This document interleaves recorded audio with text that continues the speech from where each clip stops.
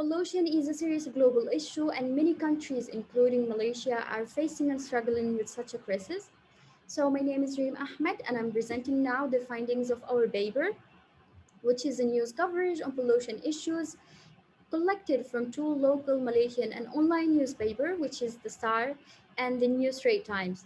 So the two objectives and findings I'm focusing on and presenting right now is the information slant and the communication pattern of the pollution news collected from the two newspaper. Moving on, starting with information slant, it was classified into two different categories, which is positive and negative slant, in terms of audience informing manner by the action taken to cover and tackle such issue in Malaysia. So positive slant took up to 71.2% of all news collected. It was obvious or highlighted by the use of certain terms such as against those behind latest weather disruption, weather treatment, restoration, police investigated, and authorities have charged and so on. Whereas the positivity is highlighted and connected to the positive action taken by the authorities and environmental organizations to tackle the issue properly. While negative slant took up to 28.8% of all news collected, it was also highlighted by the use of certain terms and texts such as pollution detected again, polluted yet again, the issue has yet to get out of hand or does not seem to end, and so on.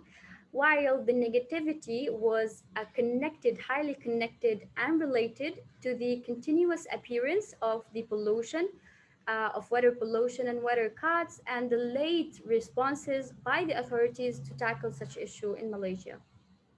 Moving on to communication patterns, since the observation of the news started after the discovery of water pollution issue, therefore the patterns start at the consequences of such issue, followed by the solution and recovery, also the legal action taken by the authorities and environmental organizations to tackle such issue.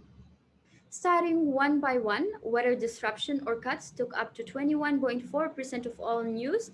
It is highly associated with the outcomes of the various water pollution cases in Malaysia, while the opposite term of the first one is water restoration, took up to 19% of all news collected.